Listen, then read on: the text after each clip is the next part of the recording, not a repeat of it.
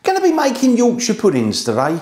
Now I've already done a Yorkshire pudding video and it's on YouTube, and it was my first video, and in fact it was 3 years today, so it's my third birthday on YouTube. Now I thought I would do a little bit of an update from that first video, partly because when I was making the first video I had a sort of camera, I was holding it in one hand and mixing all the stuff up in the other, so it's a little bit wobbly, but also I didn't actually give you any quantities for the ingredients. So I thought I'd just go through it a little bit more thoroughly so that you can make sure that you get really big Yorkshire puddings every time. So I'm just going to go through the ingredients for making these Yorkshire puddings. Now I've got 250 grams of plain flour. Make sure it's plain flour, don't use self-raising flour because chances are Yorkshire puddings won't rise otherwise. So 250 grams plain flour. 3 large eggs. Now if you've only got medium or small eggs you could use 4, so 3 or 4 eggs. 350 millilitres, that's about 1/3 of a litre. I'm going to use semi-skim milk, but you could also use full fat milk. Pinch of salt, and I've got just a tiny little glass of water there. So really nice simple ingredients, but you know I get big Yorkshire puddings every time, so hopefully you'll get the same. So let's get ourselves a bowl or a little pot and just get this all mixed up together. So I've got myself a bowl and we're going to start making up this Yorkshire pudding batter. Now, first of all, going with the flour. Now, I don't bother sieving mine, but I know some people might do that. Now, then I'm going to add the 3 eggs. Try and make sure you don't get any shell in there. That's it, that's the 3 eggs. I'm going to go straight in with the milk. Again, I know some people add it a little bit at a time as they're mixing it, but I just say put it all in. Pinch of salt, and we've got that little splash of water.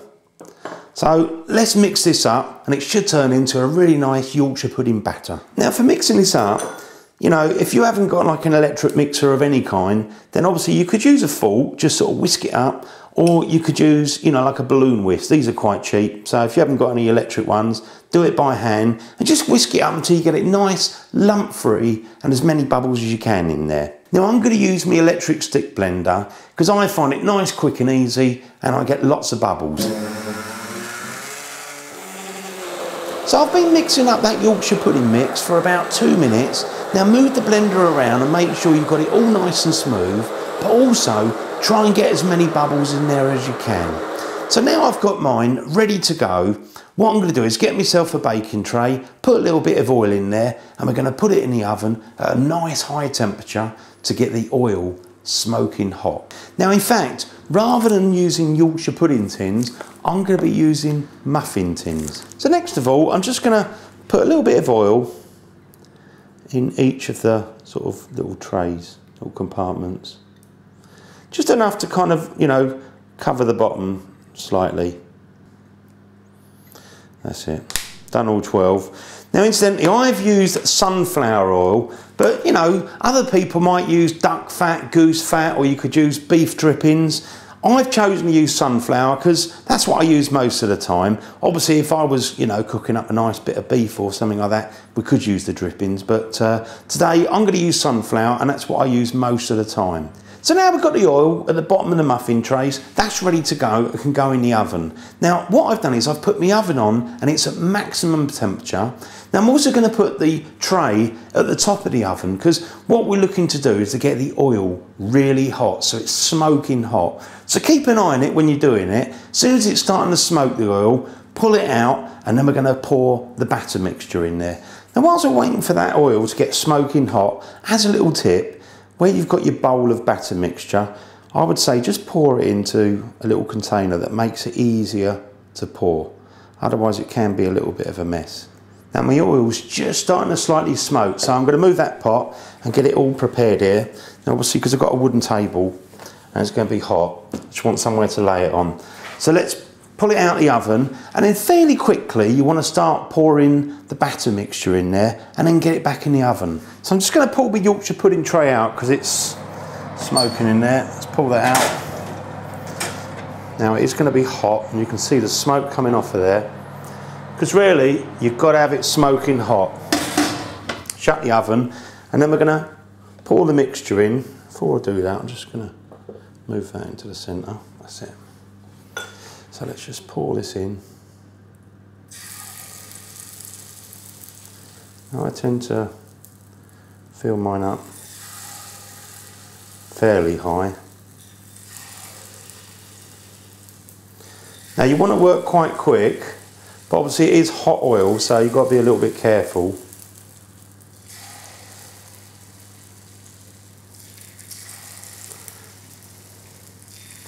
Not sure if I'm going to have enough for doing all 12.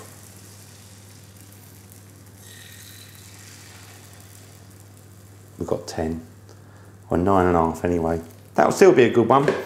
So let's put that in the oven, quick as you can, but again, nice and safely. And then we're going to reduce the temperature down slightly. So let's get that in the oven. Now I'm going to put mine towards the bottom, but you could do it in the middle of the oven if you, depends where you can fit it really. There you go, just trying to make sure you get a good camera angle on that. So I've got my Yorkshire puddings in the oven, and really even after a few minutes or so, they're already starting to puff up and rise, so looking good. Now when I put these in the oven, I did reduce the temperature down. So drop your oven temperature to 220 degrees Celsius, 425 degrees Fahrenheit, gas mark 7. Now you want to cook these for about 25 to 30 minutes. Now the important thing is, leave them cooking and don't open the oven, otherwise they'll start to shrink. Now I've been cooking the Yorkshire puddings for just over 25 minutes, so I'm going to pull mine out and we're going to try one. So let's just open up the oven, pull those out. Ooh, look at those, look beautiful. Let's put them on the table. So I've taken the Yorkshire puddings out of the oven. Now these are beautiful. Look at the size of these things. Really nice big Yorkshire puddings there. Now obviously I'm going to serve mine up on a plate and we're going to try one. But if you're sort of cooking your roast dinner, you want to try and serve up the Yorkshire puddings as soon as they're cooked, because then they're nice and warm and yummy inside. So let's put these on a plate and we're going to try one. So I've got all my Yorkshire puddings there. Now I'm just going to grab one and try it out, see what it's like. Let's just go for any of these. This one I do. Let's have a look. Look, inside, a nice, light, soft dough. Beautiful. Let me just try that. Oh, lovely. Really nice and light inside. Right, let's grab another one. Even this little one. It's only a little bit. Beautiful. So, go and serve it up with your roast dinner. Christmas, Thanksgiving, delish. Nice and simple, simple ingredients, and you know how to make Yorkshire puddings, nice big ones.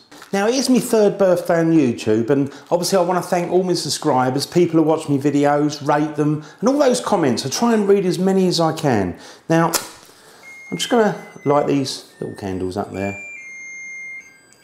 As it's 3, I've got 3 simple candles and one of my Yorkshire puddings. So I'm going to blow that out, make a wish, and hopefully I'll see you all next time. So, thanks for watching Original Naked Chef. Don't forget to subscribe if you like what I do, and I'll see you on the next video, The Original Naked Chef.